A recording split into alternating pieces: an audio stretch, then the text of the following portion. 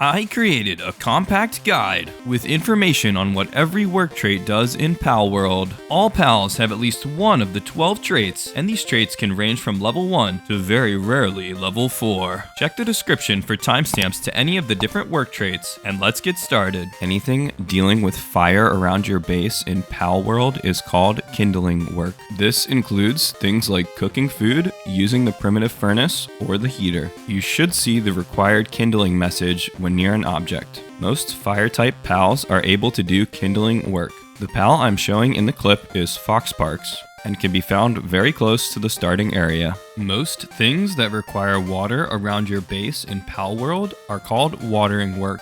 This includes watering crop plants after seeds have been planted to create food. Also, powering the water wheel of the crusher station to create fiber or palladium, and powering the mill to produce flour. You will see the required watering message when near an object. The pal I'm showing in the clips is Azurobe, which can be found as an area boss on the map or at this southern stone fortress island. A lot of the food production in Palworld requires planting work. You will see the required planting message with the icon when near an object. After the seeds have been planted, you need a watering pal to water them, and a gathering pal to harvest them. The pal I'm showing in the clips is Broncherry, which can be found to the west of the starting area. After you reach level 26 in Palworld, you will unlock the power generator. This is when you will first need pals that can generate electricity to power your base. You can see if something needs electricity by walking up to it. These items automatically pull from the generator, and pals will charge up the generator when needed. The pal in the clip is called Jolthog and can be found just west of the starting area. In order to automatically build anything in your base, you need a Handiwork pal. You can start off building things yourself, but later items take a super long time to build, and you don't want to stand in one place pressing build for 2 minutes. Handiwork pals can also make items at most workstations. Just set up the recipe and then they will start making the items. The pal I'm showing in the clip is Loop Moon, who shows up all over the middle of the map at nighttime. To harvest crops from berry plantations and wheat plantations, you need pals that can gather. This happens when you walk near crops and see the required gathering message, or that they are in the harvest phase. You do need a transport pal to move the crop to a feed box or chest automatically. Gather pals will also rescue downed pals and take them to bed so that they can revive. The Tansy can gather, plant, and transport, which is a good early game option. It can be found all around the starting area.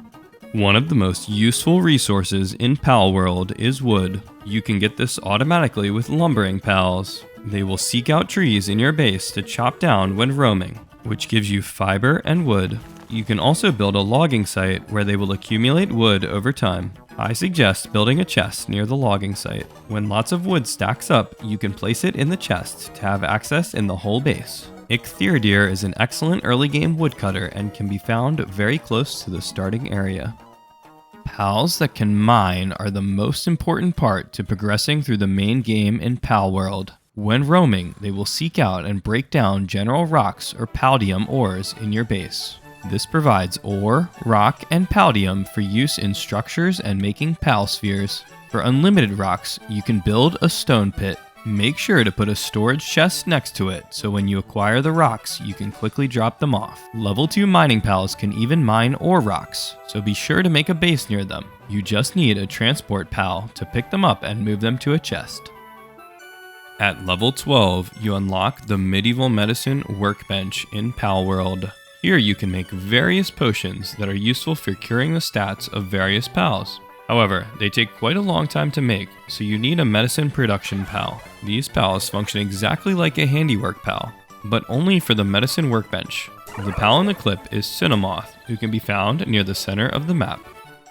Cooling pals are able to lower the temperatures of some in-game items, such as the cooler box or the cooler stone. They are not super useful, but sometimes the temperatures can be too high, or you can use the ice box to store food. It will perish much more slowly if you have a cooling pal watching it. Item transportation is one of the most important parts of your base, and transport pals can take care of it. They do 3 things. First, they pick up any ground spawning item and move it to a chest, like rocks and logs. Second, they move any resource generated and dropped on the ground by other working pals straight to chests so you can instantly use them in the base. And finally, they move food directly to the feed box to automate feeding your pals. A lot of pals can do transporting work, but keep an eye out for those that can only transport so they do not get distracted by other tasks.